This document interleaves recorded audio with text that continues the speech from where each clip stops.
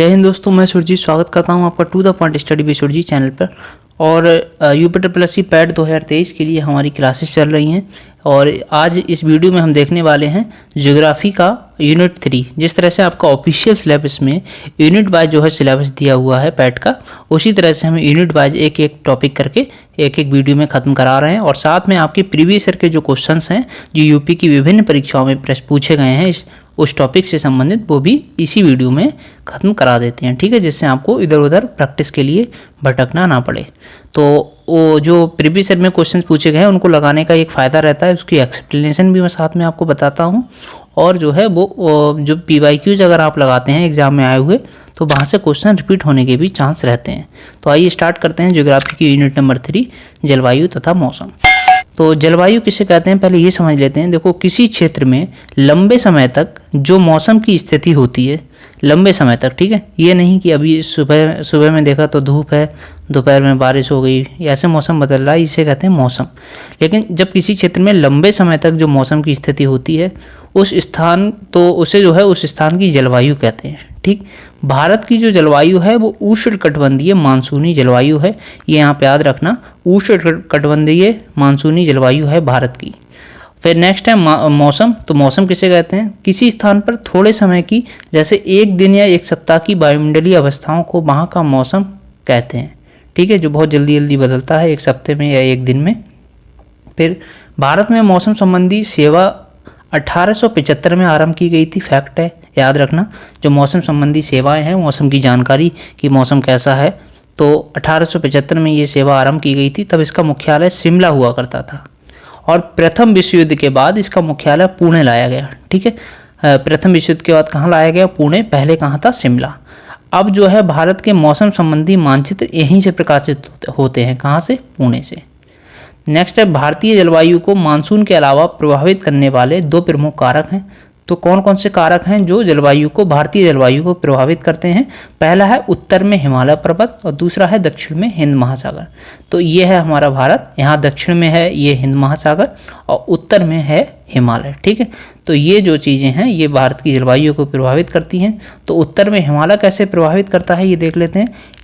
इसकी उपस्थिति के कारण मध्य एशिया से जो आने वाली हवाएं होती है ना, मध्य एशिया से, ये वाली हवाएं हिमालय जो है रोक लेता है। ठीक है, और शीतल हवाएं भारत में नहीं आ पाती हैं। इस वजह से भारत का टेम्परेचर एक एवरेज टेम्परेचर बन के रहता है, वरना यूरोप जैसी हालत हो जाएगी, भारत में बहुत ज़्यादा सर्दी बढ़ जाएगी। ठीक, तो हिमालय रोक लेता है और जलवायु को स्थिर बना के रखता है। दक्षिण में हिंद महासागर, तो इसकी उपस्थिति एवं भूमध्य रेखा की समीपता के कारण उष्णकटिबंधीय जलवायु अपने आदर्श स्वरूप में पाई जाती है। तो दक्षिण में जो हिंद महासागर है इसकी उपस्थिति है और भूमध्य रेखा की इससे समीपता, भूमध्य रेखा ये है, ये नीचे हिंद महासागर है पूरा, ये भूमध्य रेखा है। तो इसकी समीपता के कारण उष्णकटिबंधीय जलवायु जो है अपने आदर्श स्वरूप में पाई जाती है। नेक्स्ट है, मानसूनी पवनों के द्वारा समय समय पर अपनी दिशा पूर्णतया बदल लेने के कारण भारत में निम्न जो 4 ऋतुएं हैं वो चक्रवात में निम्न 4 ऋतु चक्रवात पाई जाती हैं। कौन कौन सी है? पहला है शीत ऋतु, दूसरा है ग्रीष्म ऋतु, तीसरा है वर्षा ऋतु और चौथा है शरद ऋतु। ये ऋतुएं जो हैं पाई जाती हैं। इनको आप देख लीजिए कब से कब तक जो है कौन सी ऋतु होती है। तो शीत ऋतु होती है 15 दिसंबर से 15 मार्च तक, और ग्रीष्म ऋतु होती है 16 मार्च से 15 जून तक, वर्षा ऋतु होती है 16 जून से 15 सितंबर तक, और शरद ऋतु होती है 16 सितंबर से 15 दिसंबर तक। तो अभी इसके हिसाब से कौन सी ऋतु चल रही है? वो चल रही है वर्षा ऋतु, मतलब 15 सितंबर तक हो चुकी है। तो आप एहसास कर रहे होंगे, अभी देखिए शरद ऋतु एंटर कर चुकी है, तो सर्दी भी लगने लगी है। ठीक है, नोट यहाँ पे कुछ इंपॉर्टेंट फैक्ट है तो वो देख लेते हैं। ये तिथियाँ एक सामान्य सीमा रेखा को तय करती हैं, मतलब एक इन्होंने जनरल फ्रेमवर्क बना रखा है कि इतने तक तो रहती है, क्या पता बरसात 30 सितंबर तक हो जाए। तो आप ये थोड़ी ना कहेंगे कि भाई इसमें तो लिखा हुआ है 15 सितंबर तक। तो इन्होंने एक मोटा मोटी चीज़ें बता रखी हैं, जनरली ऐसा होता है। तो ये तिथियाँ एक सामान्य सीमा रेखा को तय करती हैं। मानसूनी पवनों के आगमन एवं प्रत्यावर्तन में होने वाले जो विलंब होता है इनको पर्याप्त रूप से ये प्रभावित करता है।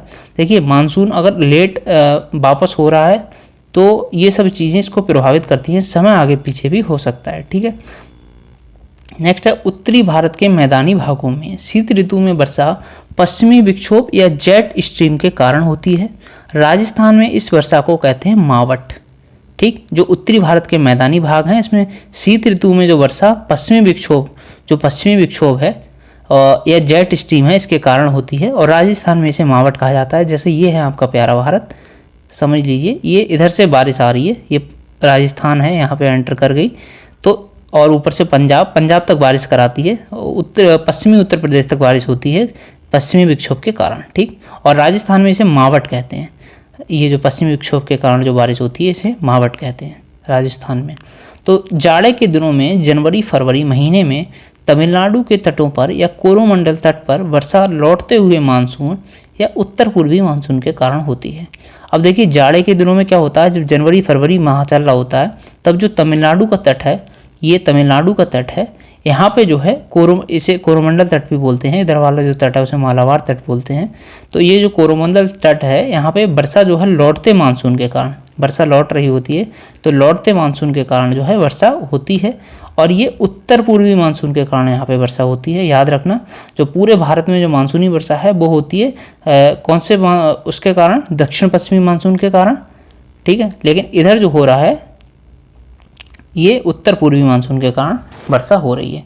तो नेक्स्ट है ग्रीष्म ऋतु में असम एवं पश्चिम बंगाल राज्यों में तीव्र आर्द्र हवाएं चलने लगती हैं जिनसे गरज के साथ वर्षा होती है। इन हवाओं को पूर्वी भारत में कहते हैं नॉर्वेस्टर और बंगाल में कहते हैं काल वैसाखी, ठीक है।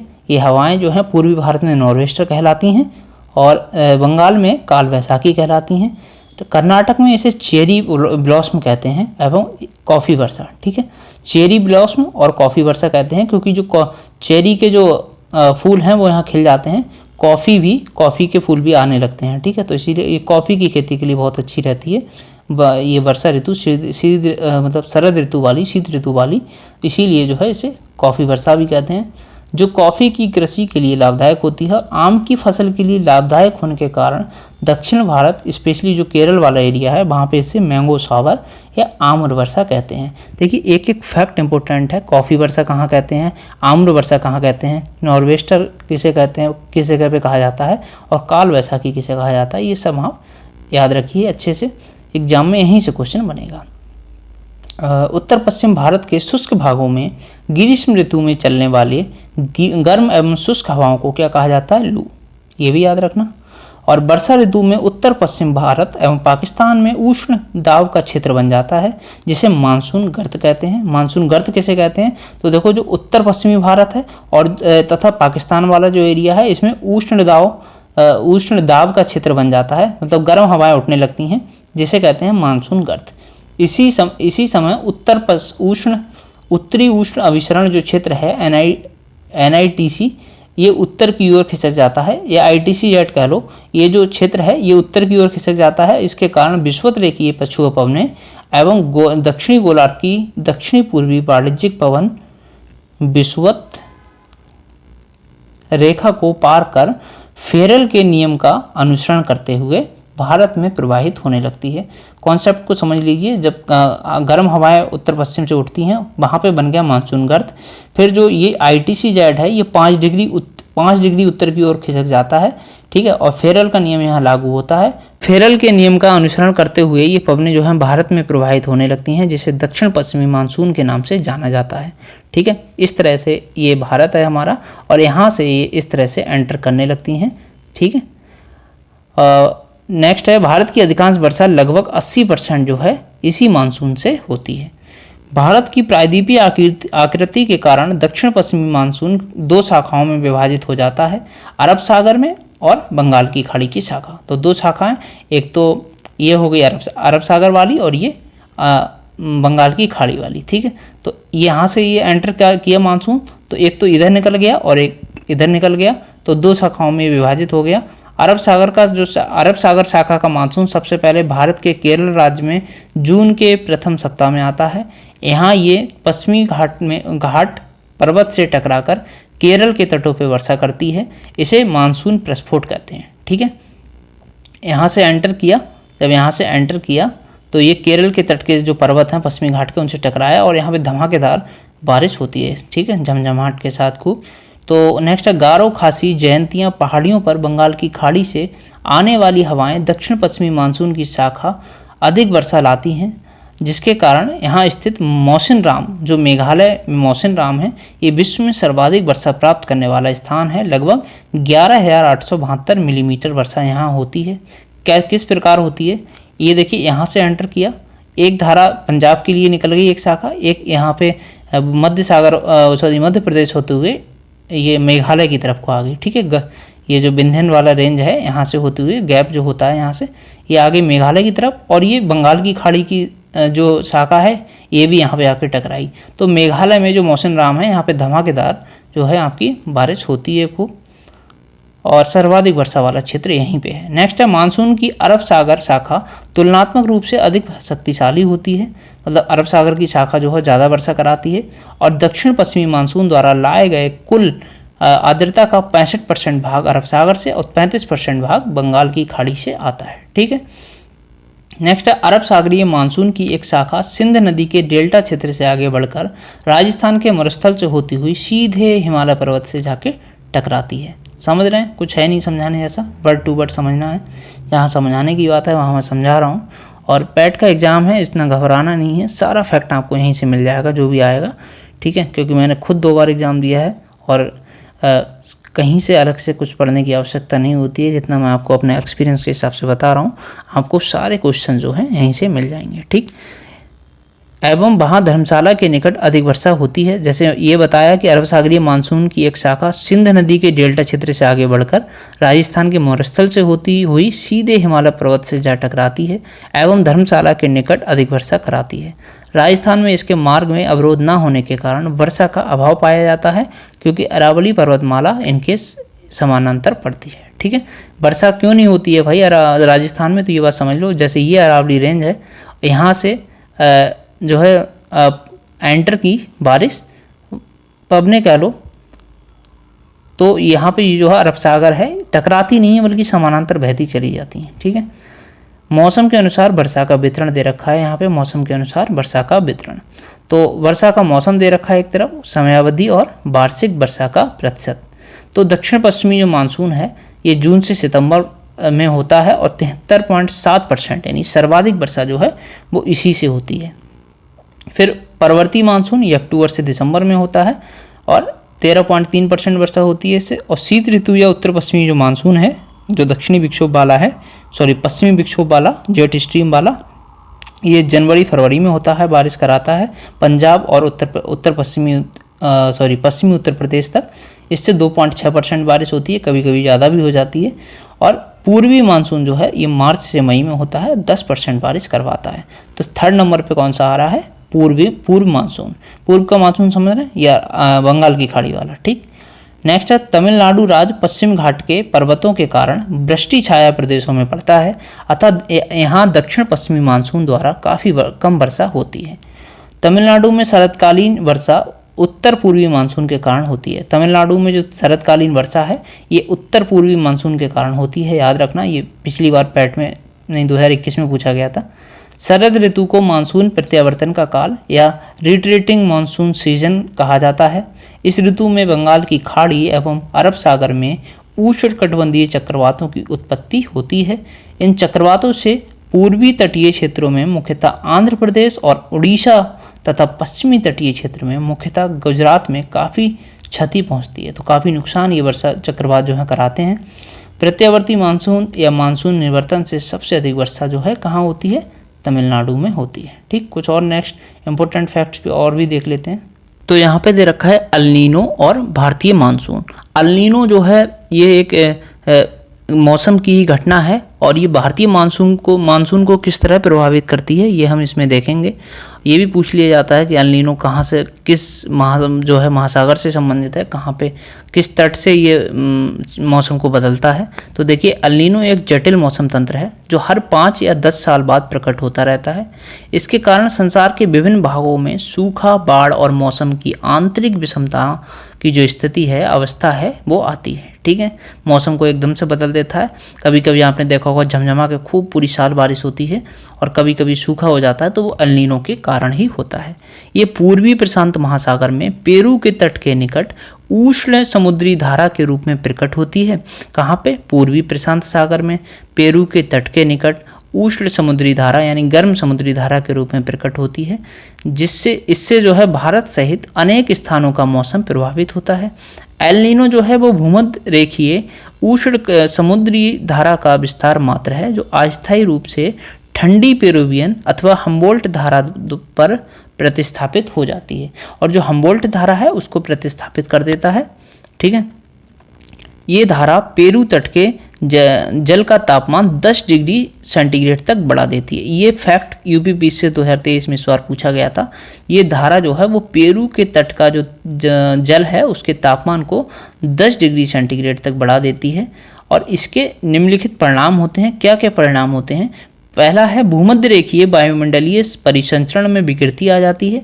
जो भूमध्य रेखीय वायुमंडल ये मतलब वायुमंडलीय हवाएं हैं ये बदल जाती हैं, और समुद्री जल के वाष्पन में अनियमितता हो जाती है। जो समुद्र का जल जिस दर से वाष्पित हो रहा है उस दर को बदल देती है। ये एकदम से गर्म होगी, मतलब गर्म धारा प्रवाहित होगी जब जल में, तो तेजी से वाष्पीकरण होगा, मानसून बदल जाएगा। ठीक है, और थर्ड है प्लवक की मात्रा में कमी होती है। जब टेम्परेचर बढ़ेगा तो प्लवक की मात्रा में तो कमी होगी। प्लवक आप समझ रहे हैं, जो उसमें जो है मछलियों के लिए खाना उत्पन्न मतलब खाना प्रोवाइड करवाते हैं, जिससे समुद्र में मछलियों की संख्या घट जाती है। जब उनकी संख्या कम होगी तो मछलियों की भी संख्या घटेगी।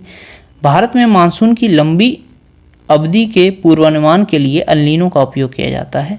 ठीक, तो ये कुछ चीज़ें हैं वो देख लेते हैं। एल नीनो का शाब्दिक अर्थ जो है वो बाल ईसा है, क्योंकि ये धारा दिसंबर के महीने में क्रिसमस के आसपास नज़र आती है। पेरू दक्षिणी गोलार्ध में दिसंबर गर्मी का महीना होता है। एल नीनो का शाब्दिक अर्थ क्या है? बाल ईसा। ये धारा जो है क्योंकि दिसंबर के महीने में होती है, तो दिसंबर ईसा मसीह के बर्थडे से संबंधित है, 25 दिसंबर।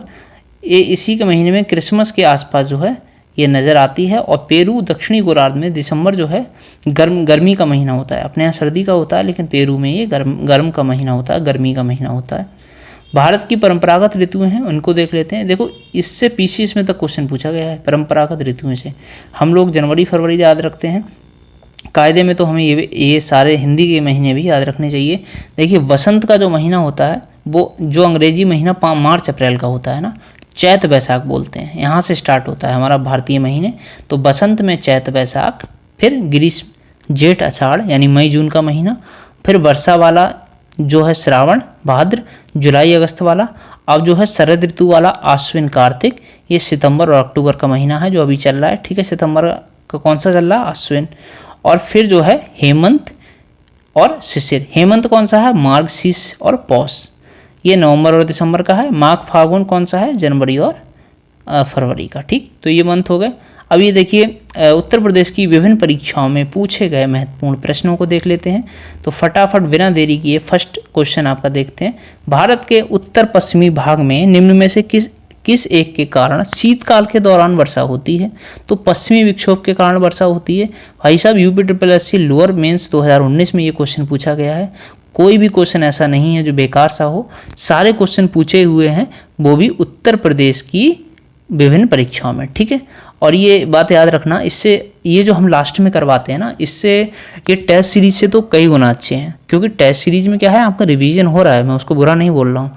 लेकिन PYQs लगाने का एक फ़ायदा है, प्रीवियस ईयर के क्वेश्चंस लगाने का ये फ़ायदा है कि इससे एक तो क्वेश्चन डायरेक्ट आने की संभावना है, क्योंकि क्वेश्चन रिपीट होते हैं। ये जो है थोड़े अच्छे एग्जाम्स में, थोड़े ऊपर लेवल के एग्जाम में पूछे गए हैं, पेट के एग्जाम में पूछेगा, हो सकता है यहीं से रिपीट कर दे क्वेश्चन। और जो साथ में इसकी एक्सप्लेनेशन हम पढ़ेंगे ना, यहाँ से आपका रिवीजन भी हो जाएगा। ठीक है, तो वीडियो अगर आपको अच्छी लग रही हो प्लीज़ एक लाइक ज़रूर कर देना, और चैनल को सब्सक्राइब रखें, जिससे आपकी पेट की बिल्कुल फोकस तैयारी, कम पढ़ के ज़्यादा आउटपुट यहाँ से मिलेगा। ठीक है, डेफिनेटली। तो आइए स्टार्ट कर देते हैं अपना। ये हमने देख लिया, पश्चिमी विक्षोभ के कारण शीतकाल में वर्षा होती है, और ये उत्तर प्रदेश के पश्चिमी भाग तक वर्षा होती है। भारत के उत्तर पश्चिमी भाग में पश्चिमी विक्षोभ के कारण शीतकाल के दौरान वर्षा होती है। शीत ऋतु के दौरान सूर्य के दक्षिणायन होने के कारण भूमध्य सागर से आने वाली जो पछुआ पवनें हैं, भूमध्य सागर कहाँ पे है? भूमध्य सागर यहाँ पे है, हमारा भारत यहाँ पे है, भूमध्य सागर से पवनें आ रही हैं। ठीक है, और ये उत्तर प्रदेश यहाँ पे है, तो यहाँ तक जो है वर्षा कराती हैं। तो शीत ऋतु के दौरान सूर्य के दक्षिणायन होने के कारण भूमध्य सागर से आने वाली पछुआ पवनें धाराएं पछुआ जेट धाराएं, ये पवने कर लो, दक्षिण की तरफ जो मुड़ जाती हैं, जिसके फलस्वरूप हिमालय के कुछ भाग पर हिमपात तथा भारत के उत्तर पश्चिमी राज्यों में वर्षा प्राप्त होती है। ठीक है, जो बर्फ़ का मजा लिया जाता है हिमालय पे जाके, शिमला कुल्लू मनाली जाके, वो भी इसी के कारण होता है। नीचे दिए गए कथनों में कौन सा सही है? तो शीत ऋतु में पवन भूमि से महासागर की ओर बहती है। ये भी लोअर मेंस के एग्जाम में पूछा गया है 2019 में। ठीक, शीत ऋतु में पवन जो है भूमि से महासागर की ओर, भूमि से महासागर की ओर जो है बहती है। और नेक्स्ट इसकी एक्सप्लेनेशन दे रखी है, वह वायु उच्च वायुदाब वाले क्षेत्रों से वायुमंडल में निम्न वायुदाब वाले क्षेत्रों की ओर गति करती है। ये है आपका हाई प्रेशर और ये है आपका लो प्रेशर। जब वायु क्या बोल रहे हैं कि उच्च वायुदाब वाले क्षेत्र, ये उच्च वायुदाब वाला क्षेत्र है, यहाँ से निम्न वायुदाब वाले क्षेत्र की ओर जो है वायु गति करती है। ठीक है, इस तरीके से। और हाई प्रेशर कहाँ बनता है? तो हाई प्रेशर वहाँ बनता है जहाँ वायु जो है ठंडी होकर बैठती है। और लो प्रेशर जहाँ वायु गर्म हुई और ऊपर उठी, यहाँ बन गया लो प्रेशर। अब वायु यहाँ बैठेगी आके, क्योंकि यहाँ ठंडा है, तो यहाँ बनेगा हाई प्रेशर। ठीक है, तो वायु दाब में जितना अधिक अंतर होता है, हवा उतनी ही तेजी से चलती है। ग्रीष्म काल में हवाएं महासागर से भूमि की ओर चलती हैं, जबकि सर्दियों में हवा के प्रवाह की दिशा उल्टी हो जाती है। शीतकाल में वायु जो है भूमि से समुद्र की ओर चलती है। ऐसा क्यों होता है? क्योंकि समुद्र का जो गुप्त ऊष्मा हो, देखो जल की गुप्त ऊष्मा अधिक होती है, तो वायु नीचे का पानी जो है वो गर्म रहता है और ऊपर तो बर्फ जम जाती है। तो महाद्वीप जो है तेज़ी से मतलब ठंडे होते हैं और तेज़ी से गर्म हो जाते हैं। तो इसीलिए ये इधर से हवा चलती है शीतकाल में वायु भूमि से समुद्र की ओर। ठीक है, याद रखना ये लाइन आप, शीतकाल में वायु भूमि से समुद्र की ओर चलती है। ठीक, बसंत विषुव होता है, तो जो बसंत विषुव होता है वो होता है 21 मार्च को। ओके, कब होता है? 21 मार्च को। और ये इसकी एक्सप्लेनेशन होगी, कुछ खास नहीं है। क्वेश्चन 4 है, भारतीय उपमहाद्वीप दक्षिण अमेरिका के उत्तर पूर्वी भाग और उत्तरी ऑस्ट्रेलिया में पाया जाता है। तो स्पेस दे रखा है पहले ही। तो उष्णकटिबंधीय मानसूनी जलवायु जो है वो भारतीय उपमहाद्वीप दक्षिण अमेरिका के उत्तरी पूर्वी भाग और उत्तरी ऑस्ट्रेलिया उत्तर ऑस्ट्रेलिया में पाया जाता है। ये UPSC ASO में क्वेश्चन पूछा गया है। ठीक, और मैं आपको बता चुका था पहले ही कि जो ITCZ है, ये इसकी उपस्थिति जलवायु को उष्ण एवं आर्द्र बना देती है। लेकिन ये क्या होता है, पश्चिमी विक्षोभ क्यों आता है? क्योंकि जो ITCZ है वो 5 डिग्री उत्तर की ओर खिसक जाता है और तब जो है इधर से पश्चिमी विक्षोभ आ जाता है भारत में। ठीक है, क्वेश्चन 5 है, भारत में ग्रीष्मकालीन मानसून के प्रवाह की सामान्य दिशा निम्न में से कौन है? तो ये दक्षिण पश्चिम से उत्तर पूर्व। ये है डायरेक्शन समझ लो, नॉर्थ, साउथ, ईस्ट, वेस्ट। तो दक्षिण पश्चिम का मतलब समझ रहे हैं आप, ये हो गया वेस्ट, ये दक्षिण पश्चिम। दक्षिण पश्चिम से उत्तर पूर्व की ओर जो है ये मानसून की दशा रहती है। हमने बताया था जूनियर इंजीनियर टेक्नीशियन के एग्जाम में ये क्वेश्चन पूछा गया है। और भारत में लगभग 80% वर्षा दक्षिण पश्चिमी मानसून से प्राप्त होती है, ये भी हम बता चुके थे। ये क्वेश्चन नंबर 5 हो गया। क्वेश्चन नंबर 6 देख लेते हैं। तो क्वेश्चन नंबर 6 है, पश्चिमी विक्षोभ जिस कारण उत्तर पश्चिमी भारत में बारिश होती है उसकी उत्पत्ति स्थल क्या है? तो भूमध्य सागर। अभी हमने बताया था, तो वही चीज़ रिपीट हो रही है यहाँ आपका। देखो इसीलिए एक्सप्लेनेशन का फ़ायदा है कि आपका रिवीजन हो जाता है और आपकी अच्छी प्रैक्टिस हो जाती है। भारत में कितनी फसली ऋतुएं पाई जाती हैं? तो 3 फसली ऋतुएं पाई जाती हैं। कैन सुपरवाइजर में ये क्वेश्चन पूछा गया है। तो कौन कौन सी फसली ऋतुएं हैं? वो हैं रबी की फसल और इधर गर्मी के प्रारंभ होते ही जो आपकी खरीफ की फसल और एक जायद की फसल। ठीक है, फसलें देख लेते हैं। गेहूं, चना, मटर, सरसों ये रबी की हैं और अप्रैल मई में काट ली जाती हैं गर्मी के प्रारंभ में। और जो खरीफ की फसल है वो गर्मी के प्रारंभ में ही लग जाती है। धान, ज्वार, बाजरा ये सब, और जुलाई अगस्त में बोते हैं इन्हें। अक्टूबर नवंबर के महीने में काटते हैं। और जायद की फसल करेला, ककड़ी, तरबूज ये जो आपकी सलाद वाली फसलें हैं और ये फ्रूट्स हैं, ये मार्च अप्रैल माह में बोई जाती हैं। सब्जी मतलब ये तरबूज खाते तो फ्रूट जैसा ही है, हालांकि सब्जी में काउंट होते हैं। नेक्स्ट है, भारत की उच्चतम वार्षिक वर्षा कहाँ पे दर्ज की गई है? तो ये मौसिनराम, मेघालय। राजर्ष लेखपाल में 2015 में क्वेश्चन पूछा गया था। क्वेश्चन 9 है, निम्नलिखित जनजातियों में से कौन उष्ण घास के मैदानों में निवास करती है? तो ये है हाउसा। ये तो आप जनजाति वाले टॉपिक में पढ़ेंगे। उष्ण घास के मैदानों में निवास करती है ये हाउसा जनजाति। ठीक, जनजाति जो है नाइजीरिया की मूल निवासी है। नेक्स्ट है क्वेश्चन 10, निम्न में से कौन शीतोष्ण घास के मैदान दक्षिण गोलार्ध में नहीं पाए जाते हैं? तो ये है प्रेरीज। यूपीपीएससी आश्रम ये पैट DIT में क्वेश्चन पूछा गया है। तो प्रेरीज घास के मैदान संयुक्त राज्य अमेरिका कनाडा में पाए जाते हैं, जो उत्तरी गोलार्ध में अवस्थित है, ना कि दक्षिण गोलार्ध में। बाकी शीतोष्ण घास के मैदान यहाँ दे रखे हैं, प्रेरीज है और पंपास है। प्रेरीज कहाँ है? उत्तरी अमेरिका कनाडा में। पंपास अर्जेंटीना में है। बेल्ट दक्षिण अफ्रीका में है। डाउन्स ऑस्ट्रेलिया में है। और स्टेपी कहाँ है? एशिया, यूक्रेन और रूस। ये सब शीतोष्ण घास के मैदान हैं। और नेक्स्ट देख लेते हैं यहाँ पे, ये उष्णकटिबंधीय घास के मैदान हैं। तो ये कौन कौन से हैं? सवाना ये अफ्रीका और कोलंबिया में है, कंपोज ब्राज़ील में है और लानोज वेनेजुएला में है। ये कौन से हैं? उष्णकटिबंधीय घास के मैदान। ठीक है, आप देखो कैसे समझेंगे उष्ण और शीतोष्ण उपोष्ण। तो ये हो गई आपकी पृथ्वी, ये हो गई भूमध्य रेखा, ये 0 डिग्री पे है, ये 23.5 डिग्री तक जो है आपका कौन सा है? उष्ण वाला, ये वाला उष्ण वाला एरिया है 23.5 डिग्री तक। ठीक है, अच्छे से नहीं बन पा रहा है इसमें। और बाकी ये हो गया उपोष्ण और ये हो गया शीतोष्ण। तो इस तरीके से आप जाके ग्लोब देखिएगा, उसमें आपको अच्छे से समझ आएगा। विश्व का सबसे ठंडा स्थान, तो विश्व का सबसे ठंडा स्थान है बर्कोयास। ये जो है भारत की बात करें तो सियाचिन भारत का सबसे ठंडा स्थान है, ये जम्मू कश्मीर राज्य में है। हैलीफैक्स कनाडा के दक्षिण पूर्वी हिस्से में स्थित है हैलीफैक्स। और शिकागो अमेरिका में मिशिगन के तट पर है। ठीक है, क्वेश्चन 12 है, भूमंडलीय ऊष्मन या थ्रेट ऑफ ग्लोबल वार्मिंग की आशंका किसकी बढ़ती हुई सांद्रता या कंसंट्रेशन के कारण से बढ़ रही है? तो कार्बन डाइऑक्साइड के कारण। ठीक, यूपीपीसीएस में क्वेश्चन पूछा गया 2006 में। डरिए मत, यूपीपीसीएस प्री 2006 में जो जीएस का लेवल था, आज के टाइम में वो पैट का लेवल कर दिया गया है। सभी प्रकार के जलवायु कटिबंध निम्नलिखित में से किस महाद्वीप में है? तो ये एशिया महाद्वीप में है। 30% क्षेत्रफल पर विस्तृत एशिया सबसे बड़ा महाद्वीप जो है विश्व का है। ठीक है, और जिससे होकर 3 प्रमुख अक्षांश वृत्त विषुवत, कर्क और आर्कटिक गुजरते हैं। संसार का सर्वाधिक सूखाग्रस्त ये है ऑस्ट्रेलिया, और ऑस्ट्रेलिया संसार का सर्वाधिक सूखाग्रस्त देश है। प्यासी भूमि का देश इसे कहते हैं, क्योंकि इसमें इसके बहुत बड़े भाग पे बहुत कम वर्षा होती है। मरुस्थल परिभाषित किया जाता है उस क्षेत्र के रूप में, किस क्षेत्र के रूप में? जहाँ वार्षिक वर्षा 25 सेंटीमीटर से कम होती है। लोअर प्री में ये क्वेश्चन पूछा गया है। ठीक, याद रखना। पृथ्वी का सर्वाधिक शुष्क क्षेत्र कौन सा है? तो पृथ्वी का जो सर्वाधिक शुष्क क्षेत्र ये है आपका अटाकामा। ठीक है, तो ये आपके 16 क्वेश्चन हो गए। आगे कुछ क्वेश्चन हैं और 2-3, लेकिन वो सेम रिपीट हो रहे हैं। तो ये टॉप 16 आपके क्वेश्चंस हो गए जो मतलब आपके प्रीवियस ईयर क्वेश्चन में आए हैं, बार बार रिपीट हुए हैं, मोस्ट इंपॉर्टेंट क्वेश्चन है। तो आपके टॉपिक की प्रैक्टिस भी हो गई। इसी तरह हम आपकी प्रिपरेशन कराते हैं और एक अच्छी प्रिपरेशन आपके एग्जाम से पहले करवा देंगे। तो वीडियो लाइक करें, चैनल को सब्सक्राइब करें। मिलते हैं नेक्स्ट वीडियो में, तब तक के लिए बाय बाय, टेक केयर।